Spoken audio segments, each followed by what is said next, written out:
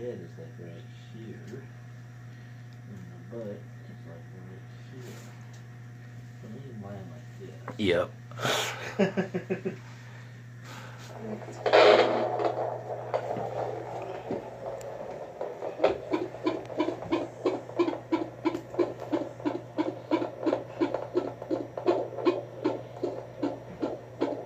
He's jamming. Mm-hmm.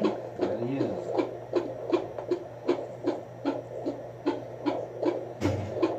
Alright. 150's good deal. Yep. I figured I should get a video for one of your last appointments like this, probably. Okay. What else?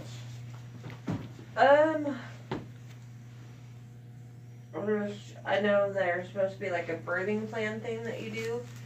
If I should be worrying about that around March. So you don't have to do a birthing plan if you don't want. The advantages of a birthing plan is that it kind of helps you figure out what you'd like during the laboring process. Mm-hmm. Okay. Oh, thank you. If you're going to do a birthing plan, though, I would make sure that you remain flexible. Okay? So in creating the plan, don't think this is how it's going to happen. Yeah. Because labor is very dynamic. And what I mean by that is we react to what's going on. Okay? Yeah. So the birthing plan gives us an idea of what you'd like if we can do it. Yeah. Right? And we'll try to achieve that. But oftentimes we can't. Because the baby's doing something that doesn't allow us to do that. Yeah. Yeah. Okay? For example, let's say you wanted to soak in a tub while you're contracting and laboring, right? Yeah. That's great, unless your water's broken. Right? If your water's broken, there's a risk of infection. Because water, yeah. Okay? So, that's an example, right? Yeah. Let's see, what else? You don't want an epidural, let's say. That's, I don't know if you do or not, but Yeah. let's say that's something you're hoping to do this naturally. Well, let's say you get to 8.5 centimeters and you're stuck there for an hour. Yep, Pitocin ain't working. Dying in pain. Well, maybe an epidural's a good idea at that point. All of a sudden, yeah. Right? Yep. So basically, just keep an open mind. Okay. With the birthing plan being what you'd like if you can. Yeah. Okay. So. Okay. And you can pull up lots of different birth plans on the internet and Yep. kind of look through them and kind of pick through. Oh, that sounds cool. I like that. Yeah. I was kind of talking to her about like having like a to-go bag ready to go, like Absolutely. ahead of time. I know that's what I did with my first kids, but I'm not sure if even that was right. But I just felt like we had to get like, a to-go bag of like pajamas or whatever she's going to need for after being here, absolutely. like your toothbrush and just get your stuff, like a little, like we're going somewhere for a minute. Yeah, no, I mean, you definitely can't have, you got to still live, so like, if you only have one toothbrush, you don't want to pack it. But Yeah. you're right, I would agree having a to-go bag. All you got to do is like walk out the door, grab it, and everything's ready to go. there. Yeah, that's a great idea. Yep. Other than that, we're just kind of just waiting around, Okay. waiting for that day. Could it come early or? Sure it can, but you're not contracting yet, so right now it doesn't look like it's going to be anytime soon. No. Last night she was saying something about, what's this weird pain? Is that a contraction I'm feeling? I'm like, So contractions, it's very normal to start contracting, usually a few weeks before you're going to deliver. Yeah. Okay? And they don't hurt.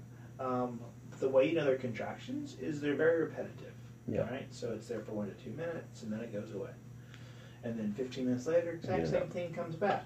those are contractions. Right? And that's that repetitive sensation, if you're feeling that, whether it's in your back or down low or up high, wherever you're feeling it. Sometimes it's crampy, sometimes it's just a tightening. Yep.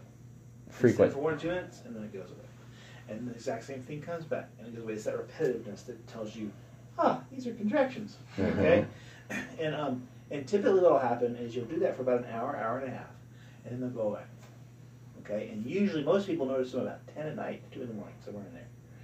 Okay? And typically what's going on there is every human being's brain releases Pitocin into their bloodstream twice a day, or twice in a 24-hour period, 12 hours apart. And one time it's at 10 at night, 2 in the morning, right? And because you're pregnant, your uterus will respond to that. It'll start contracting. Yep.